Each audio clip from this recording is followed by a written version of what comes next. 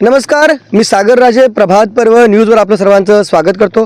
आपण सध्या हरिश्चंद्र पिंपळे या भागामध्ये आहोत आणि तुम्ही पाहाल की मोठ्या संख्येने शेतकरी या ठिकाणी जमलेले आहे. या शेतकऱ्यांची जमीन ही विरार अलिबाग कॉरिडॉर यासाठी संपादित केली जात आहे. त्यांचं असं म्हणणं आहे की आमच्यावर येथील उपविभागीय अधिकाऱ्यांकडून अन्याय केला जात आहे.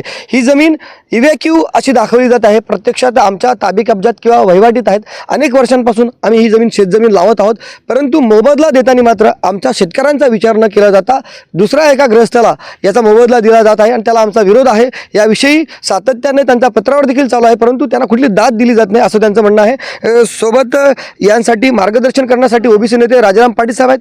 नक्की काय प्रकार आहे ते आपल्याला जाणून घ्यायचं आहे. पाटील साहेब, आपण या ठिकाणी जमलेले आहेत. नक्की हा प्रकार काय, ही हद्द कुठले, कोणकोणत्या गावचे शेतकरी या ठिकाणी बाधित झालेले आहेत, काय सांगता येईल? आपल्याला कल्पना आहे की या गावाचं जे नाव आहे, या गावाचं शेताचं नाव आहे काय, हरिश्चंद्र पिंपळे. याच्या आजूबाजूला टाकी गावचे लोक आहेत, विंदणेचे लोक आहेत, धाकटी जुई, या सगळ्या गावांचे लोक आहेत. अंदाजे किती 75 एकर जमीन आहे. विवेक प्रॉपर्टी 75 एकर आहे. याच्यामध्ये प्रश्न असा आहे की उपविभाग अधिकारी दत्तात्रय नवले शेतकऱ्यांना तोंडी सांगतात की ही प्रॉपर्टी इव्हॅक्यू प्रॉपर्टी आहे आणि त्याच्यावर त्यांनी एक बोगस शेतकऱ्याचं नाव सांगितलंय. काय त्याचं आहे? गेलाराम बोरोमल. याला आम्ही पैसे देणार, शेतकऱ्यांना पैसे देणार नाही असं ते तोंडी सांगतात. परंतु कायदेशीर नोटीस आहे शेतकऱ्यांच्या नावाने आहे. आता आपल्याला शेतकऱ्यांना 2 मुद्दे सांगायचे आहेत. एक गोष्ट अशी आहे की पहिला मुद्दा आहे की शेतकऱ्यांच्या नावाने जर नोटीस आहे तर त्याचे पैसे शेतकऱ्यांनाच भेटले पाहिजेत. दुसरी गोष्ट अशी आहे की आपण शेतामध्ये बातमी करायला आलोय. त्याचं कारण असं आहे की दत्तात्रय नवले असतील किंवा तहसीलदार असतील किंवा तलाठी असतील, ही शेतामध्ये यायला तयार नसतात. आता शेतामध्ये कॅमेरा मारा, त्याला आम्ही भाताची चौरं म्हणतो, म्हणजे यावर्षी भात पिकवलेला आहे, दरवर्षी भात पिकतो. तर हे का सांगायला आलो की ही जमीन कसतो तो शेतकरी, मग तो कुळ असेल, बेदखल कुळ असेल, संरक्षित कुळ असेल, हा कुळ कायद्याप्रमाणे 1 एप्रिल 57ला तो मालक घोषित झालेला आहे. पण या भागामध्ये कुळ कायदा डॉक्टर बाबासाहेब आंबेडकरांनी केला, नारायण नगूंनी केला, त्याची चर्चा झाली नाही. दुसरा मुद्दा असा आहे, लोकनेते दिबा पाटलांनी प्रकल्पग्रस्तांचं आंदोलन केलं. बाकी महाराष्ट्रात प्रकल्पग्रस्तांना एवढा न्याय मिळत नाही, पण रायगड जिल्ह्यात प्रकल्पग्रस्त हा सन्मानाचा विषय आहे. प्रकल्पग्रस्त म्हणजे शान आहे. हे दिबा पाटलांनी केलं. त्यासाठी आमचे 5 गावच्या म्हणजे 5 लोकांनी आपले हौतात्म्य पत्करले, हजारो जखमी झाले. महाराष्ट्राला दिबा पाटलांनी प्रकल्पग्रस्तांचा आधुनिक कायदा दिला आणि प्रकल्पग्रस्तांची व्याख्या केली की जमिनीचे सावकार असतात ते कधी प्रकल्पग्रस्त होत नाही. त्यांची जमीन गेली तर ते पुण्याला राहतात, सावकार ब्राह्मण आणि मराठा ठाण्याला राहतात, ते जमीन कसत नाहीत, कसतात आमच्या आगरी, कोळी, कराडी, भंडारी, आणि जमीन गेली की ते बाधित होतात. आणि म्हणून नवीन कायद्याने 2013च्या कायद्याने सांगितलं की जो बाधित होतो तो प्रकल्पग्रस्त. आता याच्यामध्ये इव्हॅक्यूवाला बाधित होत नाही, तर बाधित आमचे कोण होतात? काय नाव? सुधाकर मुकुंद नाईक हे बाधित होतात. म्हणून पैसे यांना भेटले पाहिजेत आणि याचे प्रत्यक्ष पंचनामे तलाठ्यांनी, तहसीलदारांनी, जिल्हाधिकाऱ्यांनी करावेत असा अर्ज आपण दिलेला आहे. तो अर्ज आपल्याकडे 18/3/2024चा अर्ज आहे.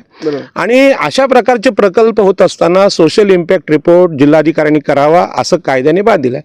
परंतु हे जे आलेले अधिकारी आहेत आपल्याकडे कोट्यावधी रुपये बदलीचे देतात आणि इथे येऊन शेतकऱ्यांना सांगतात तुमचा भाव 10 लाख, तुमचा 15 लाख. आत्ता आमच्याकडे हा जो सी लिंक आहे, शिवडी नावा सी लिंक, तिथला निकाल आहे हायकोर्टाचा. त्या निकालाची प्रत आम्ही ह्याच्यामध्ये जोडलेली आहे. Writ petition number 17/20/2018 high court Mumbai. हे सांगतात की प्रतिगुंठा 93 लाख रुपये भाव द्या. आता इथे सगळे शेतकरी भांडतात कुठे? 10 लाख, 12 लाख. नवले पण सांगतात की आम्ही सांगू तो रेट. अरे तुम्ही जमीन कोणाची? शेतकऱ्याची. तुम्ही अधिकारी पगारी नोकर आहेत. मग तुम्ही 93 लाख जर ओरिजिनल भाव असेल सरकारी, तर तुम्ही पैसे खाता किती, कमिशन खाता किती? आणि म्हणून यांची ईडी चौकशी लावावी या अधिकाऱ्यांची, आणि जे कोणी दलाल याच्यामध्ये आहेत त्यांची पण चौकशी लागावी असं आमचं सगळ्या शेतकऱ्यांचं म्हणणं आहे. आता मुद्दा असा आहे की 2 मुद्द्यावर आपण आज इथे ही पत्रकार परिषद घेतली. एक मुद्दा आहे हे इव्हॅक्यू प्रॉपर्टी वगैरे काय प्रकरण आहे ते आम्ही लढूच, पण प्रत्यक्ष शेतकरी कसत असेल आणि तो ही जमीन कॅरिडॉरमध्ये गेल्यानंतर शेतकऱ्याचं भात पिकवणं बंद होईल, त्यांचा रोजगार, त्यांचा व्यवसाय नष्ट होणार. मग त्यांचं पुनर्वसन झालं पाहिजे. आता ह्या पुनर्वसनामध्ये त्यांनी फक्त जमिनीला 10 लाख 13 लाख भाव देऊ असं म्हटलंय. 2013चा कायदा काय सांगतो? एकतर 4 पट मोबदला भेटला पाहिजे आणि म्हणून आम्ही शेतकऱ्यांच्या वतीने 5 कोटी रुपये प्रतिगुंठा भाव द्या असं म्हटलेलं आहे. आणि या पद्धतीने ह्या जमिनीचं जे बाजार मूल्य आहे, 26 गुंठे जमीन आहे, 1,31,50,00,000 रुपये एवढं लावलं आहे आम्ही. आता एवढी 26 गुंठ्याचे पैसे लावलेत, तर ह्या सगळ्या परिसरातल्या शेतकऱ्यांना हा भाव कळला पाहिजे, आपल्या जमिनीचा भाव काय. 10 लाख 12 लाख वगैरे नाही. ते सकाळी माझ्याकडे चिरल्या गावचे शेतकरी आले होते, त्यांच्या घरात भांडणं चाललीत की बहिणींना आम्ही अधिकार देणार नाहीत. अरे पण 10 लाख रुपये गुंठे तुम्हाला नवले भाव देतोय आणि तुमच्या बहिणींना तुम्ही मारायला निघालेत, त्यापेक्षा 93 लाख रुपये भाव घ्या आणि गुंठ्यामागं 10 लाख रुपये बहिणींना द्या ना गिफ्ट म्हणून. आपल्या रक्ताच्या बहिणी आहेत ना त्या. बहिणी आमच्या शत्रू नाही, शत्रू आमचं कोणी अधिकारी आहेत, सरकार आमचं शत्रू आहे. आणि कुठलाही आमदार कुठलाही खासदार हा 2013चा कायद्याचा भाव सांगत नाही. आणि इकडे सीलिंग जेव्हा झाला तेव्हा 50,000 गुंठ्यांनी जमिनी दिल्या आम्ही, आणि आता भाव का आला 93 लाख. तर मला काय विचारायचं आहे, प्रत्यक्षात ज्या वेळेला अशा पद्धतीने संपादन केलं जातं म्हणजे जमिनीचं, त्यावेळेला भाव जो दिला जातो त्याच्यामध्ये 2013च्या कायद्यानेच दिला गेला पाहिजे का, की खाजगी परत वाटाघाटीने दिला पाहिजे, असा काय नियम आहे का? की आता हे बघा 2013च्या कायद्याने जे पॅकेज मिळतं हे सगळ्यात मोठं काय पॅकेज आहे. आणि 13चा कायदा राष्ट्रीय कायदा आहे, नॅशनल कायदा आहे, म्हणजे सगळ्या देशाला लागू आहे. पण हे शेतकऱ्याला काय सांगतात की नाही, हे आता भाव मिळतो तो घ्या, नाहीतर मिळणार नाही. याला त्यांनी नाव दिलं आहे की बाबा आम्ही शेतकऱ्यांना समजूत करून दिला, शेतकऱ्यांनी तो मान्य केला. अरे पण शेतकऱ्यांना तुम्ही सत्य नाही सांगितलं ना. प्रत्यक्षात शेतकऱ्यांना समजवलं जातच नाही, त्यांना हेच सांगतात की बाबा हाच भाव आहे आणि दाखवायचा पेपरवर की शेतकऱ्याची समजूत. शेतकऱ्याला समजवलं जात नाही. यामध्ये कोणाचा तरी धंदा आहे, कोणाचं तरी कमिशन आहे. त्यामध्ये आरोपी म्हटलं तर इथले नेते पण आहेत, खासदार पण आहेत आणि आमदार पण आहेत आणि ते सरपंच वगैरे सगळे लोक आहेत ते पण आहेत. कारण का तुम्ही कायदा लोकांना सांगत नाही त्याबद्दल. त्या दुसरे आरोपी आहेत प्रशासन, तिसरे आरोपी आहेत पोलीस. कारण पोलीस हे भूसंपादन जेव्हा शेतकरी जमीन देणार नाही तेव्हा JCB लावून 400 पोलीस येतील आणि त्यांच्याकडून ताबा घेतील. पोलिसांनी पण कायदा समजून घेतला पाहिजे. पण सगळ्यात मोठा आरोप जेव्हा मी दुसऱ्यावर करतो तो आरोपी आहे, तेव्हा ही 4 बोटं आमच्या शेतकऱ्याकडे आहेत. मग शेतकरी काय नुसते साखरपुड्याची मटणं खाणार का, हळदीला नुसतं नाचणार का आणि देवाच्या पालख्या फिरवणार का? कधीतरी भारताचं संविधान हातात घ्या, कधीतरी 2013चा कायदा काय समजून घ्या. गावामध्ये नाटकं होतात, भजनं होतात, हरिनाम सप्ताह होतात, पण 13च्या कायद्यावर कधीतरी एक 7 दिवसाचा सोहळा ठेवा ना तुम्ही. कायदे तज्ज्ञांना बोलवा, पत्रकारांना बोलवा. आता आम्ही आधुनिक जगाबरोबर गेलं पाहिजे आणि आधुनिक जगाचा न्याय हा प्रबोधनातून जातो. आणि हे जोपर्यंत बदल आम्ही करत नाही तोपर्यंत आपल्याला योग्य भाव भेटणार नाही. आणि खरं म्हणजे आज इथल्या रायगडच्या शेतकऱ्यांकडे जमिनीच राहिल्या नाहीत. या निवडणुकीची आता आचारसंहिता खरं म्हणजे चालू आहे. या आचारसंहितेमध्ये हा कोकण, रत्नागिरी, सिंधुदुर्ग, रायगड, पालघर हा सगळा शिडकोला द्यायला तयार झाले होते. म्हणजे आमचा कुळ कायदा सगळ्या पजेशाने नष्ट करायला निघाले होते. पण याच्यावर कुणीही आवाज उठवला नाही. आता आवाज राजकीय नेते उठवत नाहीत, कारण राजकीय नेत्यांना भरावाची कामं मिळतात. विमानतळ शुद्ध झालं, 10 गावं आमची तुटली, कुठला आमदार खासदार बोलला नाही. आता फसले गेल्यावर शेतकरी बोंबलतात आम्हाला नेत्यांनी फसवलं. अरे नेत्यांनी फसवलं, तुम्हाला अक्कल नव्हती का? आपण रोज शेण खातो की जेवतो? हा माझा प्रश्न. आता जीवाचा संताप झाला आणि म्हणून आचारसंहिता असताना सुद्धा या प्रश्नावर मी शासनाचं, लोकनेत्यांचं लक्ष वेधू इच्छितो. आता रायगडच्या शेतकऱ्यांना मूर्ख बनवणं सोडा, कारण हे शेतकरी जेव्हा त्यांना सत्य कळेल तेव्हा तुमची कॉलर पकडायला कमी करणार नाहीत. याची नोंद प्रशासनाने घ्यावी, राजकीय नेत्यांनी घ्यावी. अतिशय कठोर शब्दात या ठिकाणी राजाराम पाटील साहेबांनी या ठिकाणी आपलं मत व्यक्त केलेलं आहे. येथील शेतकरी जे बाधित आहेत त्यांच्याशी देखील आपल्याला बोलायचं आहे. आपलं नाव काय? माझं नाव सुधाकर मुकुंद नाईक. तुम्हाला या जमिनीच्या संदर्भात कुठली नोटीस आली होती का? हा, नोटीस आली. दाखवू शकाल थोडंसं? दाखवा ना प्लीज मला. ही नोटीस आलेली आहे. सुधाकर मुकुंद नाईक, राहणार हरिश्चंद्र पिंपळे, तालुका उरण, विरार अलिबाग बहुउद्देशीय मार्गिका राज्य महामार्ग विशेष क्रमांक 4 साठी जमीन भूसंपादन करण्याबाबत सर्वे नंबर 44/2 मौजा हरिश्चंद्र पिंपळे. बरं, मी काय म्हणतो, आता इथे तुम्हाला मोबदला न देता युवक आहे असं तुम्ही बोलत होता. प्रत्यक्षात तिथे आता सातबारावर स्टेटस काय? सातबारावर नक्की नाव कोणाचं आता? सातबारावर सध्या नाव गेलाराम भुरोमल आलेलं आहे. बरं, मग काय कधी आलं नाव? ते आता 2021ला आलेलं आहे. त्याच्यापूर्वी सातबारावर काय होतं? त्याच्या वेळी आम्हीच होतो आणि योगी प्रॉपर्टी होती. म्हणजे तुमचं कुळ म्हणून तुम्ही साधे कुळ होता आणि त्याच्यानंतर इव्याकी प्रॉपर्टी असं नाव योगी प्रॉपर्टी बदललं आणि ते गेलाराम भुरोमल आलंय. आणि नवले साहेब सांगतात की त्या व्यक्तीलाच ते पैसे जातील, तुम्हाला काय मिळणार नाहीत. बरं, आता तुम्ही याच्यासाठी जी यापूर्वी बैठका वगैरे झाल्या का मग नवले साहेबांची? बैठका आम्ही एक वेळा गेलो होतो, प्रल्हाद आणि मी गेलो होतो. तरी त्यालाच विचारते काय बोलतो. या बरं या तुमची पूर्ण ओळख द्या जरा. काय नाव तुमचं? प्रल्हाद दामू पाटील. ओके. तुमचा ही काय संबंध आहे का जमिनी? हा, माझी पण 2 एकर जागा चालली कॉरिडॉरसाठी. त्यातनं 42 गुंठ जागा माझी ॲक्वायर झालेली आहे. ओके. ती माझ्या बहिणीच्या नावावर आणि वडिलांच्या नावावर आहे. ओके, म्हणजे आता 7/12 स्टेटस काय सध्या? 7/12वर एक याच्यावर आहे, इतर अधिकारमध्ये युआयक्यू प्रॉपर्टी आहे. आणि त्याच्या अगोदर माझ्या बहिणीचं नाव होतं इतर अधिकारमध्ये संरक्षित कुल म्हणून, बेबीबाई दह्या पाटीलचं नाव होतं. पण आता गेलाराम भुरोमलचं नाव 2021 रोजी झालं.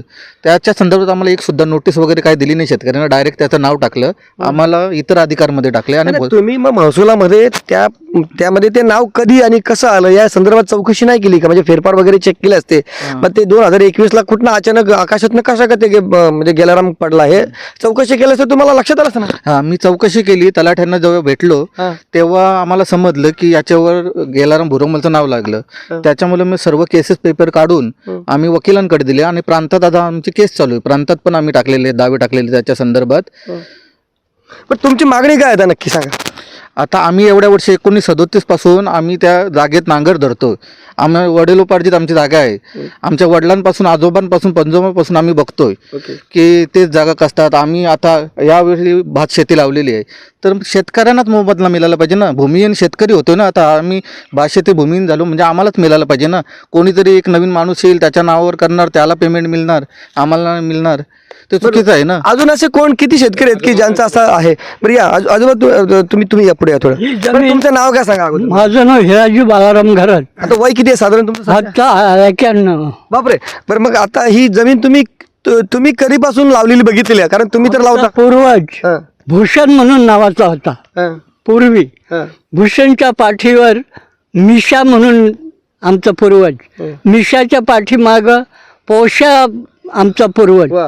पोषाच्या पाठीमाग महाद्या पूर्वज, महाद्याच्या पूर्वज आत्या पूर्वज, आत्याच्या बालाराम पूर्वज, आणि आता मी चालू आहे. एवढ्या पिढ्या आम्ही जमीन ही कसतो आणि या सरकारला वेळ लागलाय आणि त्याने आम्हाला कुठंतरी फेकून द्यावं हे आम्हाला पटत नाही. अरे हे स्वराज्य आहे का आहे? स्वराज्य का सुराज्य? या सरकारात काही तथ्य राहिला नाही. गरिबाची दाद घेत नाही, गरिबाला कुठंतरी फेकून देतात. तेव्हा ही जमीन आमची, आम्हाला त्याचं काहीतरी मिळालं पाहिजे, हा आमचा ठाम मत आहे. बरं साहेब, हे इव्हॅक्यू जे प्रकरण आहे ना, खूप क्लिष्ट प्रकरण आहे. याच्यामध्ये सरकारी यंत्रणेला हाताशी धरून शेतकऱ्यांची फसवणूक केली जाते असं वारंवार तुम्ही आरोप करत असता. आता हे प्रकरण आणि इतर ठिकाणचं इव्हॅक्यूचं प्रकरण, याच्यामध्ये तुम्हाला काय वाटतं का अशीच सरकारी लोकांना हाताशी धरून या शेतकऱ्यांची फसवणूक केली जात असं तुम्हाला वाटतं का?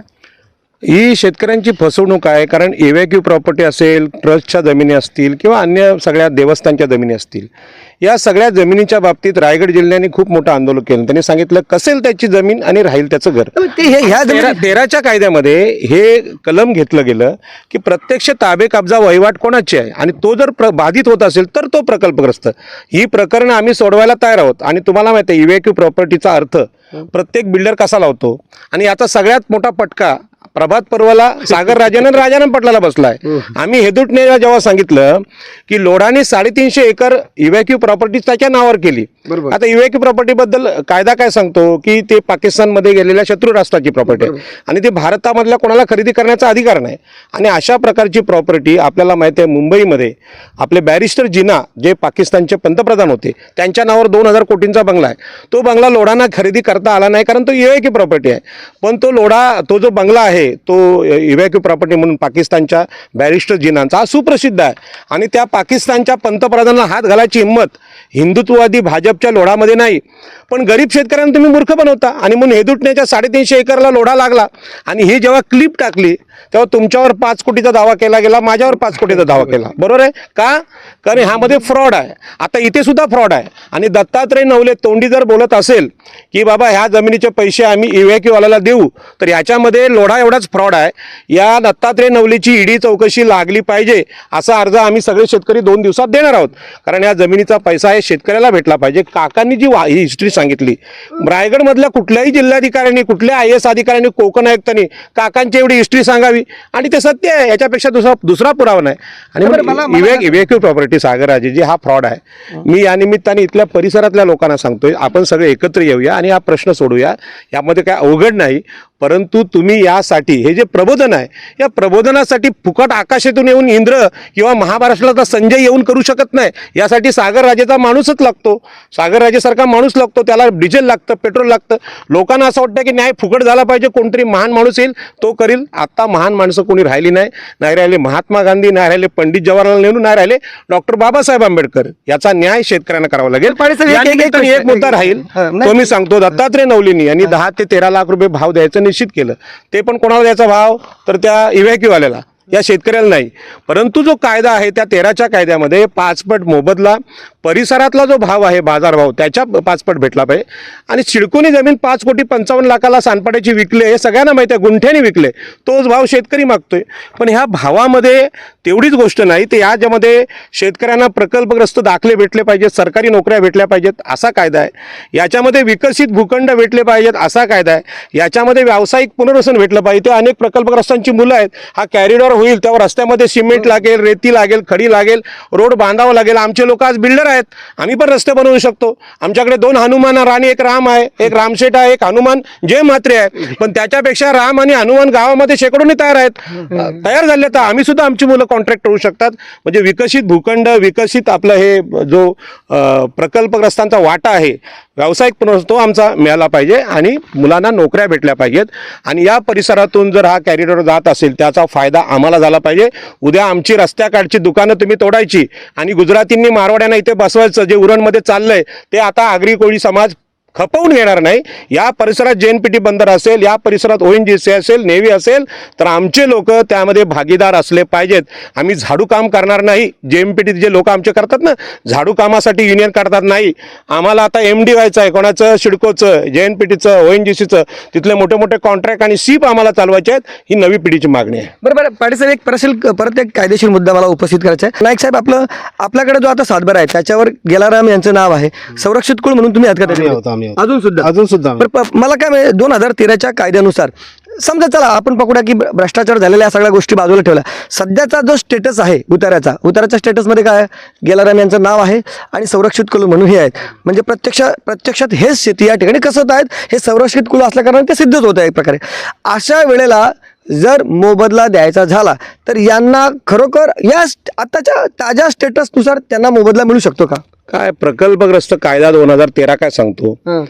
प्रकल्पग्रस्त कोण याची व्याख्या त्यांनी केलेली आहे. जमीन गेल्यानंतर जो बाधित होईल, ज्याचा व्यवसाय जाईल, ज्याचं पोट भरण्यावर परिणाम होईल, ज्याचा रोजगार जाईल, तो प्रकल्पग्रस्त. आता हे कोणी भोरमल, काय त्यांचं नाव, गेलाराम भोरमल, याचा पत्ताच कोणाला माहित नाही. आणि त्याची काळजी सरकारला का? त्याची काळजी आपण नवले साहेबांना विचारू की कोण गेलाराम आहेत. दत्तात्रय नवलेंचे ते सासरे आहेत का? त्यांची पोरगी दिली का त्यांना? त्यांची काळजी आहे. अरे डोळे फुटलेत का सरकारचे? आमचे शेतकरी तुम्हाला दिसत नाही का? कॅमेरा मारा सगळ्यांवर. हे शेतकरी दिसत नाही का? हे काही या मावशीला विचारा. प्रश्न असा आहे, कायद्याचा चुकीचा अर्थ हे अधिकारी काढतात. आणि ज्या कुठल्या संघटना आहेत प्रकल्पग्रस्तांच्या, त्यांनी सुद्धा 13चा कायदा वाचावा.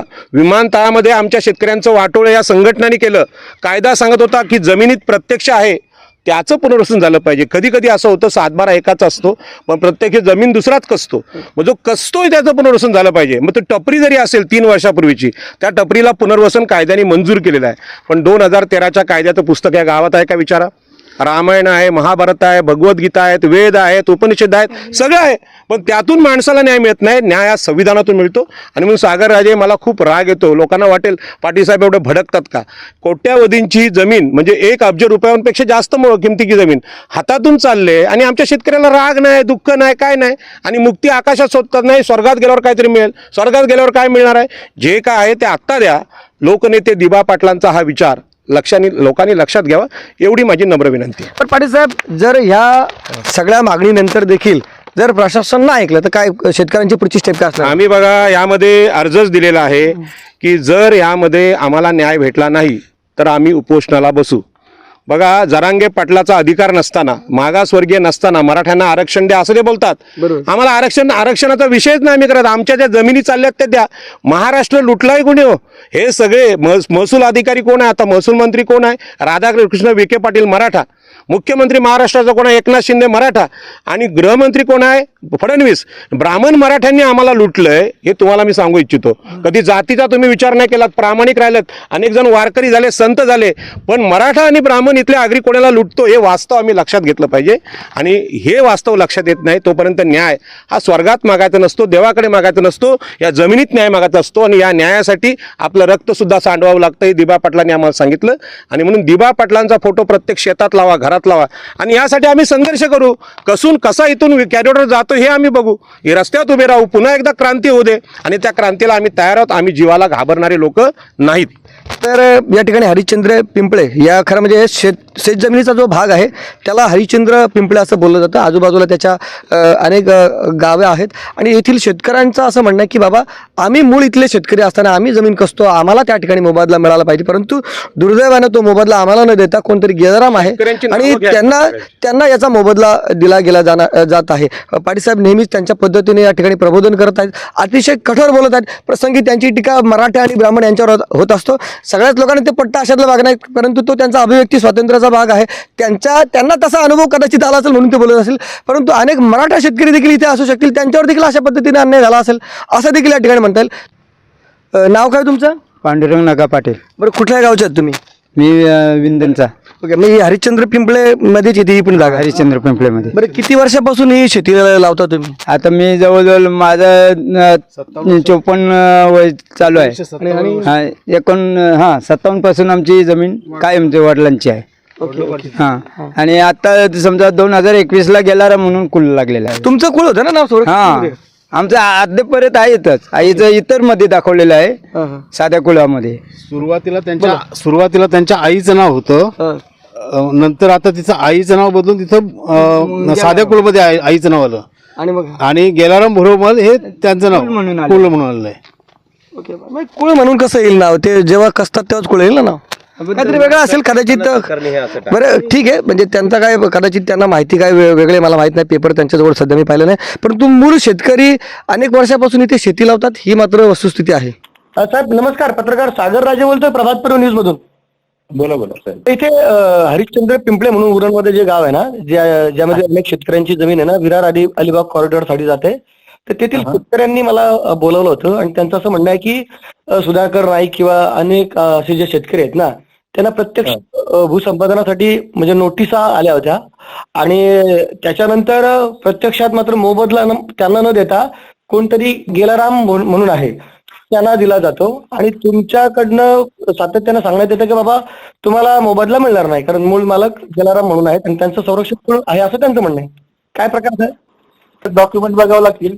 आपण काही मोबदला दिला नाही कोणाला, चौकशी केली जाईल, त्यांचं काय म्हणणं आहे त्याप्रमाणे नियमाप्रमाणे कायद्याप्रमाणे आपण करणार आहोत. ओके, कायदा काय म्हणतो ते बघितलं जाईल आणि त्याप्रमाणे केलं जाईल. ओके.